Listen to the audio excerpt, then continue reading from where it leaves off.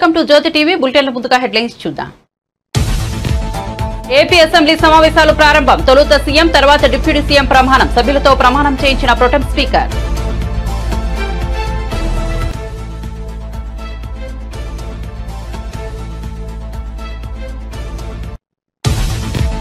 కాంగ్రెస్ కండువా కప్పుకున్న పోచారం శ్రీనివాసరెడ్డి. బీఆర్ఎస్ కు షాక్ ఇచ్చిన పోచారం. ఇంటి ముందు నేతల ఆందోళన. రైతుల కష్టాలు తీరాలని కాంగ్రెస్ లో చేరుతున్నట్లు పోచారం ప్రకటన.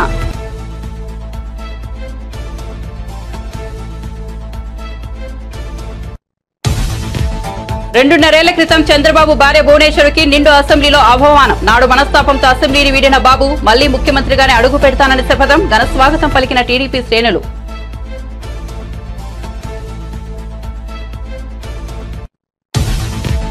రుణమాఫీ, రైతు భరోసాపై సీఎం రేవంత్ రెడ్డి కీలక ప్రకటన. రాహుల్ గాంధీ రుణమాఫీపై మాట ఇచ్చారని గుర్తు చేసిన ముఖ్యమంత్రి కటాఫ్ తేదీ డిసెంబర్ 12, 2018 నుంచి డిసెంబర్ 9, 2023గా నిర్ణయించినట్లు వెల్లడి.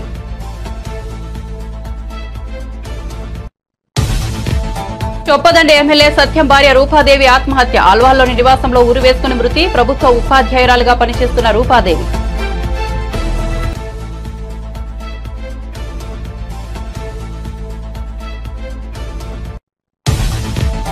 ఏపీ నూతన డీజీపీగా బాధ్యతలు స్వీకరించిన ద్వారకా తిరుమలరావు. మంగళగిరిలోని పోలీస్ హెడ్ క్వార్టర్స్ లో సంతకం చేసి ఛార్జ్ తీసుకున్న వైనం.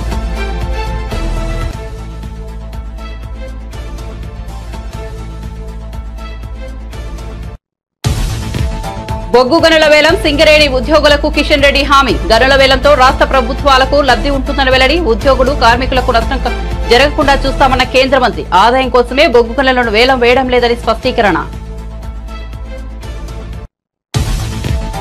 బాపట్ల జిల్లాలో హత్యాచార ఘటన. వెంటనే ఘటనా స్థలానికి వెళ్లాలని హోంమంత్రిని ఆదేశించిన సీఎం చంద్రబాబు.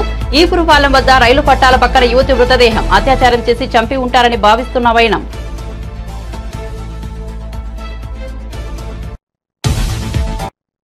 ఇక వార్త వివరాల్లోకి వెళ్తే ఆంధ్రప్రదేశ్ అసెంబ్లీ సమావేశాలు శుక్రవారం ఉదయం ప్రారంభమయ్యాయి. తొలుత కొత్త సభ్యులతో ప్రొటెం స్పీకర్ గోరంట్ల బుచ్చయ్య చౌదరి సభ్యులతో ప్రమాణ స్వీకారం చేయించారు. ముందుగా టీడీపీ అధినేత సీఎం చంద్రబాబు నాయుడుతో ప్రొటెం స్పీకర్ ప్రమాణ స్వీకారం చేయించారు. అసెంబ్లీకి ప్రణమిల్లి సభలోకి అడుగుపెట్టిన చంద్రబాబు గోరంట్ల బుచ్చయ్య చౌదరి సమక్షంలో శాసన సభ్యుడిగా ప్రమాణం చేశారు. అనంతరం deputy CM, Janasena chief Pawan Kalyan ఎమ్మెల్యేగా ప్రమాణం చేశారు. సీఎం, డిప్యూటీ సీఎం తర్వాత మంత్రులు అచ్చెన్నాయుడు, వంగలపూడి అనిత వరుసగా ప్రమాణం చేశారు. మంత్రుల తర్వాత ఎమ్మెల్యేలతో ప్రొటెం స్పీకర్ ప్రమాణం చేయించారు.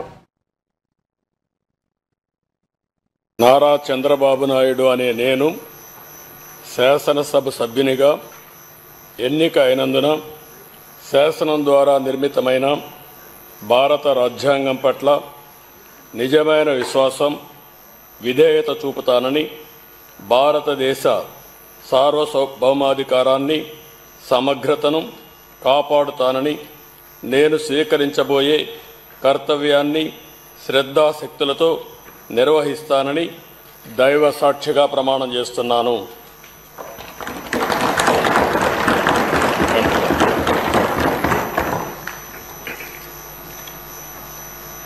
ఆంధ్రప్రదేశ్ శాసనసభ సభ్యుడైన నారా చంద్రబాబు నాయుడు అనే నేను సభ నియమాలకు కట్టుబడి ఉంటానని, వాటిని అనుసరిస్తానని, సభా మర్యాదలను పాటిస్తానని, సాంప్రదాయాలను గౌరవిస్తానని దైవ సాక్షిగా ప్రమాణం చేస్తున్నాను. రాజ్యాంగం కొణిదెల పవన్ కళ్యాణ్ అనే నేను శాసనసభ సభ్యుడిగా ఎన్నికైనందున శాసనం ద్వారా నిర్మితమైన భారత రాజ్యాంగం పట్ల నిజమైన విశ్వాసం, విధేయత చూపుతానని, భారతదేశ సార్వభౌమాధికారాన్ని, సమగ్రతను కాపాడుతానని, నేను స్వీకరించబోయే కర్తవ్యాన్ని శ్రద్ధాశక్తులతో నిర్వహిస్తానని దైవ సాక్షిగా ప్రమాణం చేస్తాను.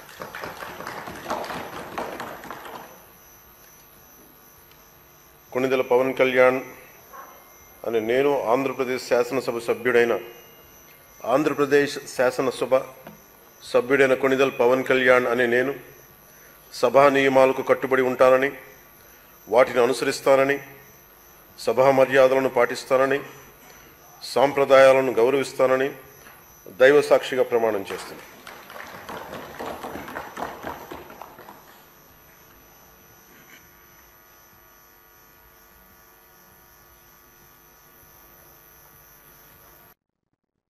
అసెంబ్లీ సమావేశాల కోసం ఏపీ ముఖ్యమంత్రి నారా చంద్రబాబు నాయుడు అసెంబ్లీకి వచ్చారు. ఈసారి ఆయన రాకకు ఎంతో ప్రాధాన్యం ఏర్పడింది. 2.5 ఏళ్ల క్రితం ఆయన భార్య భువనేశ్వరిని నిండు అసెంబ్లీలో అవమానించడాన్ని జీర్ణించుకోలేకపోయిన చంద్రబాబు తీవ్ర మనస్తాపంతో అసెంబ్లీని వీడారు. ఇలాంటి కౌరవ సభలో తానుండలేనని, మళ్లీ ముఖ్యమంత్రిగాని సభలో అడుగు పెడతానని 19 నవంబర్ 2021న ప్రతినబూనారు. అనుకున్నట్లే ఇటీవల ఎన్నికల్లో అపూర్వ విజయం సాధించి మళ్లీ అసెంబ్లీలో అడుగుపెట్టి తన భీషణ ప్రతిజ్ఞను నెరవేర్చుకున్నారు. తొలుత అసెంబ్లీ మెట్ల వద్ద ప్రణమిల్లి నమస్కరించి లోపలికి అడుగుపెట్టారు. అనంతరం శాసనసభ కార్యాలయంలో పండితులు ఆయనకు వేద ఆశీర్వచనం చేశారు. అంతకుముందు చంద్రబాబుకు ఘన స్వాగతం లభించింది. గౌరవ సభకు స్వాగతం అంటూ టీడీపీ శ్రేణులు పెద్ద ఎత్తున నినదించాయి. నేను స్టేట్మెంట్ ఇవ్వాలంటే కూడా మీరు ఇవ్వలేకుండా చేశారు కాబట్టి బాధ లేదు. మళ్ళీ చెప్తున్నా, ముఖ్యమంత్రి ఈ హౌస్ కు వస్తాను తప్ప అదర్వైజ్ నాకు ఈ రాజకీయాలు అవసరం లేదు. ఇది గౌరవ సభ కాదు. ఇలాంటి గౌరవ సభలో నేను ఉండనని మరొకసారి విజ్ఞప్తి చేస్తూ మీకు నమస్కారం. ప్రజలందరికీ విజ్ఞప్తి చేస్తున్నా, నా అవమానం మీరందరూ అర్థం చేసుకుని నిండు మనసుతో ఆశీర్వదించమని కోరుతూ అందరికీ నమస్కారం.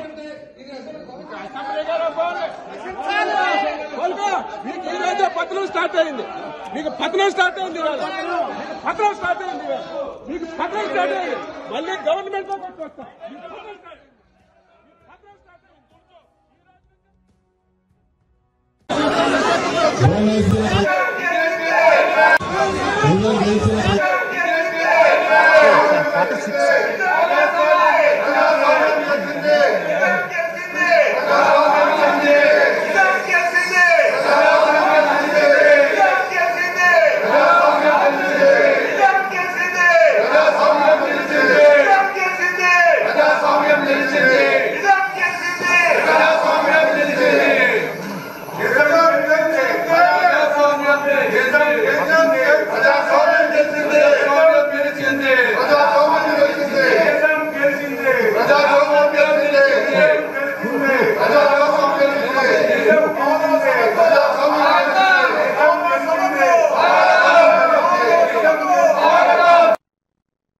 బీఆర్ఎస్ పార్టీకి తెలంగాణ మాజీ speaker Banswada MLA Pocharam Srinivas Reddy shock ఇచ్చారు.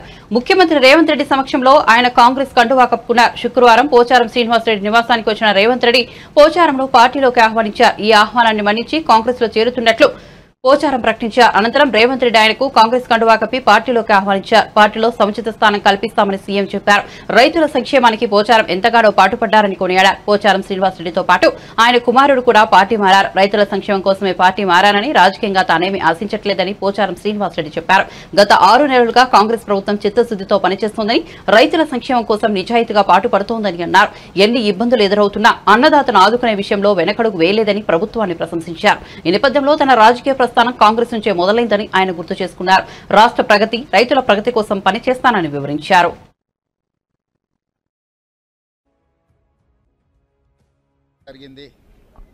వారు మా ప్రభుత్వం తీసుకుంటున్న రైతు మేలు జరిగే నిర్ణయాలను వారు ఇంకా ప్రోత్సహించడానికి ఈరోజు మంత్రివర్గంలో రైతు రుణమాఫీ విషయంలో జరగబోతున్న నిర్ణయాలను దృష్టిలో పెట్టుకొని మాతో చేరి ఈ ప్రభుత్వంలో భాగస్వాములై రైతులకు మేలు జరగాలని ఒక నిర్ణయానికి వచ్చి వారు ఈరోజు మాకు సంపూర్ణంగా సహకరిస్తూ మాతో చేరడం జరిగింది. ఈ విషయాలన్నిటిని దృష్టిలో పెట్టుకొని రేపు భవిష్యత్తులో ఒక పక్కన సీనియర్ నాయకులందరితో పాటు సమానంగా పోచారం శ్రీనివాసరెడ్డి గారికి సముచితమైన గౌరవం, మర్యాద, వారిచ్చే సూచనలు, సలహాలు ఈ ప్రభుత్వం పాటిస్తుంది. రైతుల పక్షాన ఈరోజు మేము చేయబోయే కార్యక్రమాలలో వారు అత్యంత క్రియాశీలక పాత్ర పోషించి రైతుల సంక్షేమం కోసం, బాన్సువాడ శాసనసభ నియోజకవర్గ అభివృద్ధి కోసం మొదటి నుంచి వారికి అండగా నిలబడ్డ నిజామాబాద్ జిల్లాలో అసంపూర్తిగా ఉన్న సాగునీటి ప్రాజెక్టులు కానీ, అభివృద్ధి కార్యక్రమాలను కానీ పూర్తి చేయడానికి వారు ముందుకు వచ్చి రాష్ట్రము ఈరోజు ఏర్పడి 10 సంవత్సరాలు పూర్తయిన తర్వాత కొత్త ప్రభుత్వము గౌరవనీయులు రేవంత్ రెడ్డి గారి యొక్క నాయకత్వంలో కొత్త ప్రభుత్వం, కాంగ్రెస్ ప్రభుత్వం ఏర్పడిన తర్వాత జరుగుతున్నటువంటి పరిణామాలను కూడా నేను చూస్తూ ఉన్నాను. వారిని అందుకే ఈరోజు నేను స్వాగతించాను. మా ఇంటికి మనస్ఫూర్తి వారికి స్వాగతించాను.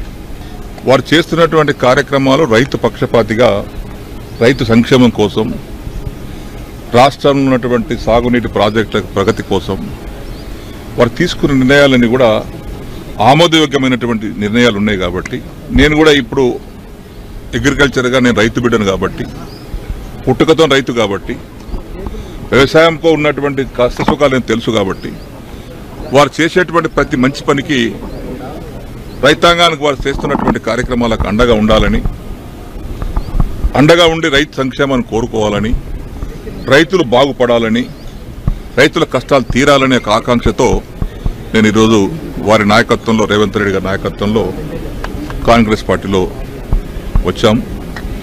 తప్పనిసరిగా ఈ ప్రభుత్వం గత 6 మాసాలుగా చూస్తూ ఉన్నాం, అబ్జర్వ్ చేస్తూ ఉన్నాం. చిత్తశుద్ధితో పనిచేస్తూ ఉన్నారు. కొత్త ప్రభుత్వం, కొత్త సమస్యలు వస్తాయి. వాటిని అధిగమించి చిన్న వయసులోనే ధైర్యంతో ముందుకెళ్తూ రాష్ట్రాన్ని ముందుకు తీసుకెళ్తా ఉన్నారు. వారిని నేను మెచ్చుకుంటా ఉన్నాను, అభినందిస్తూ ఉన్నాను. వాళ్ళ క్యాబినెట్ కూడా అభినందిస్తూ ఉన్నాను. కాబట్టి మంచి ఆలోచనతో వారు వచ్చారు. నేను కూడా మంచి ఆలోచనతోటే నా జీవితంలో రాజకీయంగా నేను ఆశించేది ఏం లేదు. నేను ఆశించేది రైతు సంక్షేమం. నేను వ్యవసాయ శాఖ మంత్రిగా చేశాను, బ్యాంక్ చైర్మన్గా చేశాను. ఇవన్నీ రైతుతో ముడిపడ్డటువంటి సంస్థలు ఇవన్నీ. కాబట్టి రాష్ట్ర ప్రగతిలో వారు చేసేటువంటి అభివృద్ధికి, వారు సంకల్పించినటువంటి కార్యక్రమాలకు చేదోడు వాదోడుగా ఉండి రాష్ట్ర ప్రగతి కోసం, రైతు ప్రగతి కోసం అందరం కలిసికట్టుగా సమిష్టిగా కృషి చేస్తాం. పొంగులేటి గారు కూడా, శ్రీనివాసరెడ్డి గారు కూడా పాత మిత్రులే మాకు. వారు రెవెన్యూ శాఖ మంత్రిగా మంచి పోర్ట్ఫోలియో వారి దగ్గర ఉంది. వారి సహకారంతో, అందరి సహకారంతో రాష్ట్ర ప్రగతిలో అందరం పాలు పంచుకుందాం. ఆ సందర్భంలోనే గౌరవనీయులు మన గౌరవ ముఖ్యమంత్రి రేవంత్ రెడ్డి గారి యొక్క నాయకత్వంలో బలపరుస్తూ ఈరోజు అందరం కలిసి రాష్ట్ర భవిష్యత్తు కోసం పనిచేస్తామని మనం చేస్తా ఉన్నాం. నేను కూడా టీఆర్ఎస్ పార్టీ జరగకుండా ముందు తెలుగుదేశం పార్టీలో ఉన్నా. నేను ఆనాడు తెలుగుదేశం పార్టీ నుంచి టీఆర్ఎస్ పార్టీ రావడానికి గల కారణాలు ఏందో ఆనాడుండే, మరి అప్పుడు కూడా వచ్చాను కదా. మరి 2 లక్షల వరకు రుణమాఫీ చేస్తామని తమ పార్టీ నాయకుడు రాహుల్ గాంధీ మాట ఇచ్చారని, ఆ ప్రకారం రుణమాఫీ చేయాలని మంత్రివర్గం నిర్ణయించిందని తెలంగాణ ముఖ్యమంత్రి రేవంత్ రెడ్డి తెలిపారు. ఏకకాలంలో మాఫీ చేస్తామన్నారు. శుక్రవారం కేబినెట్ భేటీ అనంతరం ఆయన మీడియా సమావేశంలో మాట్లాడుతూ తెలంగాణ ఇస్తానన్న సోనియా గాంధీ మాట నిలబెట్టుకున్నారని తెలిపారు. మే 6, 2022లో వరంగల్ రైతు డిక్లరేషన్లో 2 లక్షల రుణమాఫీ చేస్తామని రాహుల్ గాంధీ హామీ ఇచ్చారని తెలిపారు. గత ప్రభుత్వం 10 ఏళ్ల కాలంలో 28,000 కోట్లు రుణమాఫీ చేసిందన్నారు. వ్యవసాయాన్ని పండుగ చేయాలన్న ఆలోచన ఏదైతే కాంగ్రెస్ పార్టీ విధానం ఉన్నదో, ఇదే కాకుండా కాంగ్రెస్ పార్టీ శ్రీమతి సోనియా గాంధీ గారు, శ్రీ మల్లికార్జున్ ఖర్గే గారు, శ్రీ రాహుల్ గాంధీ గారు మాట ఇస్తే మడమతి పని నాయకులుగా గతంలో తీసుకున్న నిర్ణయాలు మీకు అందరికీ తెలుసు. 2004 సంవత్సరంలో ఆనాడు కరీంనగర్ గడ్డ మీద శ్రీమతి సోనియా గాంధీ గారు తెలంగాణ రాష్ట్రాన్ని ఇస్తానన్న మాట నిలబెట్టుకోవడానికి ఎంతో సాహసోపేతమైన నిర్ణయాలు చేసిండ్రో మీకు అందరికీ తెలుసు. తద్వారా ఉత్పన్నమైన రాజకీయ సంక్షోభం కావచ్చు, కాంగ్రెస్ పార్టీ ఎదుర్కొన్న విపత్కరమైన పరిస్థితులు కావచ్చు, మీకు అందరికీ తెలుసు. అయినా శ్రీమతి సోనియా గాంధీ గారు ఇచ్చిన మాట నిలబెట్టుకొని మనకు తెలంగాణ రాష్ట్రాన్ని ఇవ్వడం జరిగింది. కాంగ్రెస్ పార్టీ శ్రీమతి సోనియా గాంధీ గారు ఏదైనా మాట చెప్పిండ్రు అంటే అది శిలాశాసనం. ఎలాంటి పరిస్థితులు వచ్చినా ఎదుర్కొని నిలబడి ఇచ్చిన మాటను నిలబెట్టుకోవడం మా నాయకుల యొక్క గొప్పతనం, మా నాయకుల యొక్క కమిట్మెంట్. అలాంటి నాయకత్వం నుంచి వచ్చిన రాహుల్ గాంధీ గారు మే 6 తారీఖు 2022 వరంగల్లో రైతు డిక్లరేషన్లో 2 లక్షల రూపాయల రైతు రుణమాఫీ చేస్తామని మాట ఇవ్వడం జరిగింది. చాలా సందర్భాలలో చాలా మంది నాయకులు, రాజకీయ పక్షాలు, విశ్లేషకులు కూడా గతంలో ఉన్న పాలకుల యొక్క ప్రకటనలు, నిర్ణయాలను దృష్టిలో పెట్టుకొని కాంగ్రెస్ పార్టీ కూడా అలవి కానీ అమలు చేయలేని హామీలు ఇచ్చింది అన్నట్టుగా చర్చలు, విశ్లేషణలు చేయడం మొదలుపెట్టిండ్రు. అందుకే ఈ మంత్రివర్గంలో ఇచ్చిన మాట ప్రకారం 2 లక్షల రూపాయల రైతు రుణమాఫీ చేయాలి అని మా మంత్రివర్గం పూర్తి స్థాయిలో విశ్లేషించి, చర్చించి, వివిధ బ్యాంకులలో ఉన్న రుణాలకు సంబంధించిన వివరాలు సేకరించి వాటన్నిటిని క్రోడీకరించి ఆ రైతు రుణమాఫీ చెయ్యాలి అని మేము నిర్ణయం తీసుకున్నాం. తెలంగాణ రాష్ట్రం వచ్చిన తర్వాత గత ప్రభుత్వం 2 సార్లు ప్రభుత్వాన్ని ఏర్పాటు చేసినప్పుడు 2014 నుంచి 2018, 2018 నుంచి 2023 వరకు 2014 సంవత్సరంలో మార్చి 31, 2014 తారీఖు వరకు కట్ ఆఫ్ డేట్ తీసుకొని ఆనాటి ప్రభుత్వం రైతు రుణమాఫీ చేస్తే 16,000 కోట్ల రూపాయలు రైతుల ఖాతాలలో వేయడం జరిగింది. అదేవిధంగా 2018 తెలంగాణ కాంగ్రెస్ ఎమ్మెల్యే భార్య ఆత్మహత్య కలకలం సృష్టించింది. కరీంనగర్ జిల్లా చొప్పదండి కాంగ్రెస్ ఎమ్మెల్యే మేడిపల్లి సత్యం భార్య రూపాదేవి గురువారం సాయంత్రం బల్వన్ మరణానికి పాల్పడ్డారు. అల్వాన్లోని పంచచీర్ కాలనీలో నివాసం ఆమె ఉరివేసుకున్నారు. రూపాదేవి వికారాబాద్ జిల్లాలో ప్రభుత్వ ఉపాధ్యాయురాలుగా పనిచేస్తున్నారు. ఆమె ఆత్మహత్య చేసుకోవడానికి కారణాలు తెలియాల్సి ఉంది.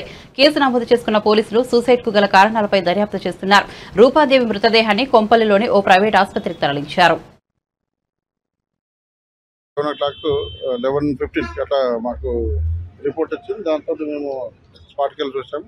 ఆడికి పోయి కనుక్కుంటే ఏంటంటే 10 o'clock భోజనం చేసిన తర్వాత రూపాదేవి గారు స్టమక్ ఎక్కువ వస్తుందని చెప్పేసి, భరించలేని నొప్పి అని చెప్పేసి వాష్రూమ్కి వెళ్తామని చెప్పేసి బెడ్రూమ్లోకి వెళ్ళిపోయి డోర్ లాక్ చేసుకున్నారు. చాలాసేపు చూసేసరికి ఇంకా రావట్లేదని చెప్పేసి వీళ్ళు డౌట్ వచ్చేసి మళ్ళీ పోయి తలుపు కొట్టేసి ఇంతకి ఓపెన్ చేయకపోయేసరికి వీళ్ళు విండో పగలగొట్టి చూశారు లోపలికి. అప్పటికి ఆమె చీరతోటి హ్యాంగ్ చేసుకుంటుంది, ఫ్యాన్కి పెట్టేసుకొని. వీళ్ళు పక్క వాళ్ళతోటి సపోర్ట్ తోటి డోర్ పగలగొట్టి లోపలికి ఆయన చీరను అది కట్ చేసుకొని రెనో హాస్పిటల్ తీసుకుని వచ్చేసి డాక్టర్ చెక్ చేసి బ్లడ్ డెడ్ అని చెప్తారు.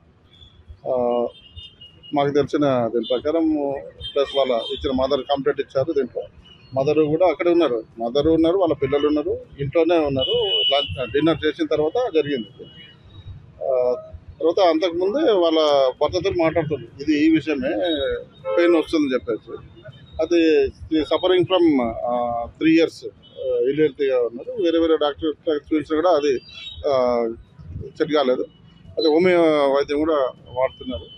కానీ వాళ్ళ మదర్తో చాలాసార్లు అన్నారు, ఈ ఎంత జీవితాంతం ఇదే బాధలు అనుభవించాలా అని చెప్పేసి ఆవిడ కొద్దిగా డిప్రెషన్లో ఉన్నారు. దాంతో జరిగిందని చెప్పేసి ఇక్కడ మిగతా మనకు ఎలాంటి డౌట్లు దాంట్లో అయితే ఏమి లేదు. ఫోన్ తీసుకున్న ఫోన్లో కూడా ఎటువంటి కాల్స్ కానీ మెసేజ్ కానీ ఏమి లేవు అని సీజ్ చేసుకున్నాం. అన్ని సర్చ్ చేసాం, ఎటువంటి సూసైడ్ నోట్ కానీ ఇవి కానీ ఏమీ లేవు. వీడియో కాల్ చేయలేదు, ఫోన్లో మాట్లాడారు. ఫోన్లోనే మాట్లాడారు. ఇదే బాధపరచలేక అని చెప్పేసి ఆయన అప్పటికే నేను వస్తున్నా అని చెప్పేసి చెప్పారు, ఫోన్ చేశారు. సీనియర్ ఐపీఎస్ అధికారి ద్వారకా తిరుమలరావు ఏపీ నూతన డీజీపీగా బాధ్యతలు స్వీకరించారు. మంగళగిరిలోని పోలీస్ హెడ్ క్వార్టర్స్ కు విచ్చేసిన ద్వారకా తిరుమలరావుకు పోలీసులు గౌరవ వందనం సమర్పించారు. అనంతరం ఆయన తన ఛాంబర్లో సంతకం చేసి డీజీపీగా బాధ్యతలు చేపట్టారు. ఆయనకు శంఖప్రతాప్ బాక్షి, వినీత్ బ్రిజ్లాల్, రాజకుమారి తదితర సీనియర్ ఐపీఎస్ అధికారులు శుభాకాంక్షలు తెలిపారు. ద్వారకా తిరుమలరావు 2021 నుంచి ఇప్పటి వరకు ఆర్టీసీ ఎంటీగా ఉన్నారు. ఆయన ఉమ్మడి ఆంధ్రప్రదేశ్ క్యాడర్ కు చెందిన 1989 బ్యాచ్ ఐపీఎస్ అధికారి. కర్నూలు జిల్లా ఏఎస్పీగా ఆయన ప్రస్థానం మొదలైంది. జిల్లా స్థాయిలోనూ railway, CID, CBI, SBI, octopus counter, intelligence తదితర విభాగాల్లోనూ కీలక బాధ్యతలు నిర్వర్తించారు. సీనియారిటీ ప్రకారం ద్వారకా తిరుమలరావు మొదటి స్థానంలో ఉండటంతో ఆయన్ను ఏపీ డీజీపీ పదవి వరించింది.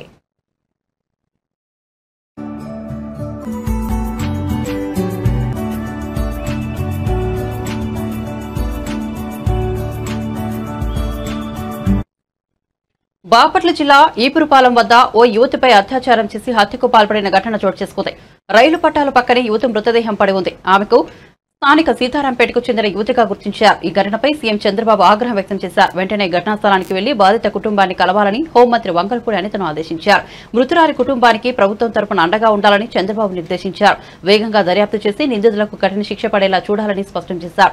దర్యాప్తులో అలసత్వం లేకుండా జాప్యం జరగకుండా చూడాలని పేర్కొన్నారు. కాగా ముఖ్యమంత్రి చంద్రబాబు ఆదేశాలతో రాష్ట్ర హోంమంత్రి అనిత బాపట్ల జిల్లా ఈపురుపాలెం వెళ్లి సంఘటనా స్థలాన్ని పరిశీలించారు. బాధిత కుటుంబాన్ని పరామర్శించారు. తప్పకుండా న్యాయం చేస్తామని భరోసా ఇచ్చారు.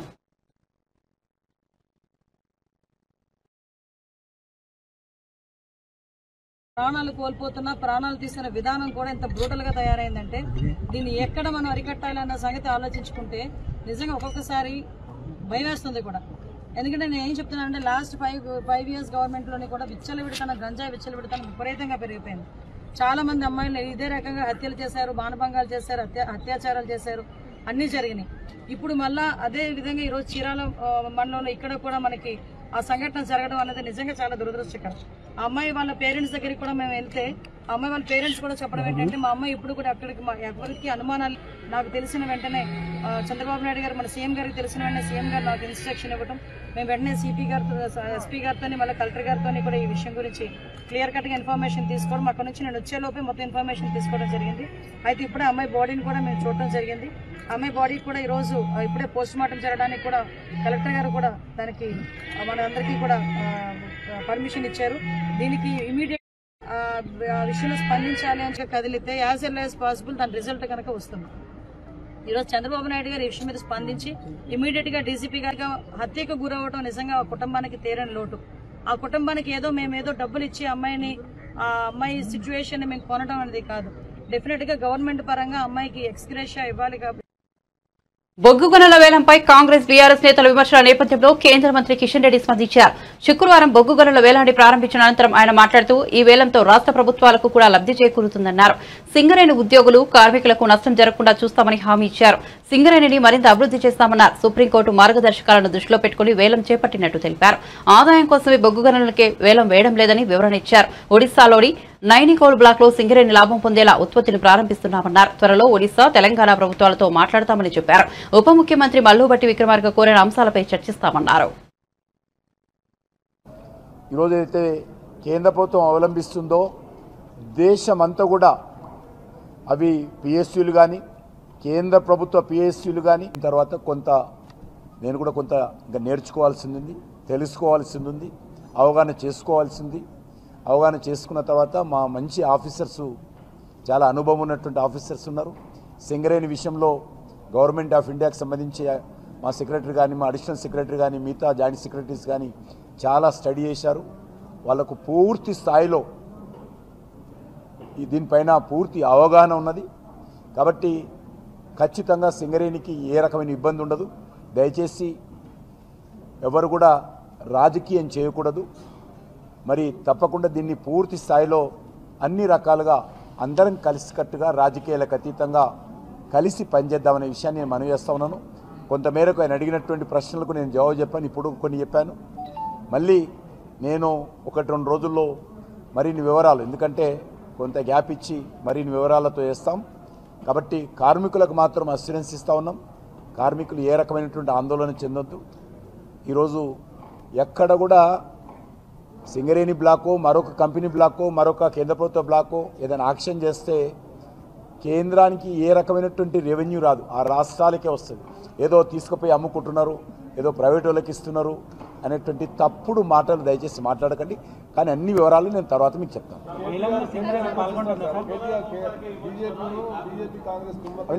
అవి చాలా రోజుల నుంచి అంటారు.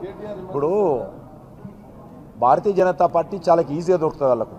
కాంగ్రెస్ వాడు అంటాడు బీజేపీ బీఆర్ఎస్ ఒకటని, బీఆర్ఎస్ వాడు అంటాడు కాంగ్రెస్ బీజేపీ ఒకటని. కాబట్టి పొంతన లేనటువంటి మాటలు, అవగాహన లేనటువంటి మాటలు, రాజకీయపరమైనటువంటి మాటలు.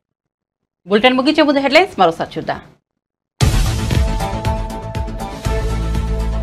ఏపీ అసెంబ్లీ సమావేశాలు ప్రారంభం. తొలుత సీఎం, తర్వాత డిప్యూటీ సీఎం ప్రమాణం. సభ్యులతో ప్రమాణం చేయించిన ప్రొటెం స్పీకర్.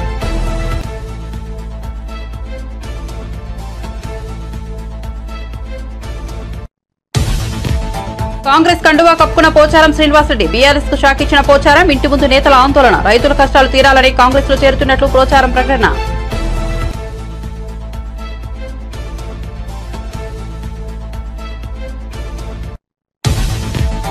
రెండేళ్ల క్రితం చంద్రబాబు భార్య భువనేశ్వరుడికి నిండు అసెంబ్లీలో అవమానం. నాడు మనస్తాపంతో అసెంబ్లీని వీడిన బాబు మళ్లీ ముఖ్యమంత్రిగానే అడుగు పెడతారని శపథం. ఘన స్వాగతం పలికిన టీడీపీ శ్రేణులు.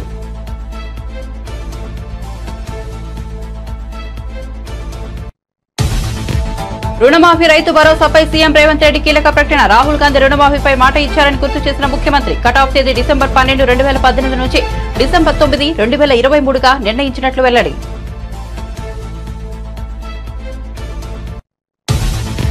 చొప్పదండి ఎమ్మెల్యే సత్యం భార్య రూపాదేవి ఆత్మహత్య. అల్వాల్లోని నివాసంలో ఉరివేసుకునే మృతి. ప్రభుత్వ ఉపాధ్యాయురాలిగా పనిచేస్తున్న రూపాదేవి.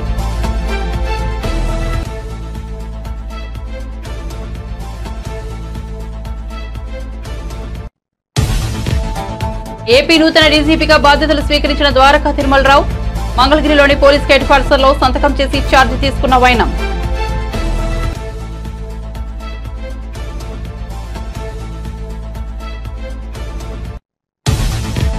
బొగ్గు గనుల వేలం. సింగరేణి ఉద్యోగులకు కిషన్ రెడ్డి హామీ. గనుల వేలంతో రాష్ట్ర ప్రభుత్వాలకు లబ్ధి ఉంటుందని వెల్లడి. ఉద్యోగులు కార్మికులకు నష్టం జరగకుండా చూస్తామన్న కేంద్ర మంత్రి. ఆదాయం కోసమే బొగ్గు గనులను వేలం వేయడం లేదని స్పష్టీకరణ.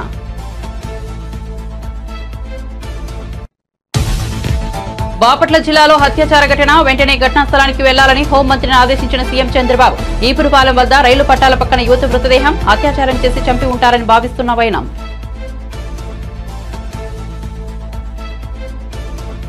మరిన్ని అప్డేట్స్ కోసం చూస్తూనే ఉండండి జ్యోతి టీవీ.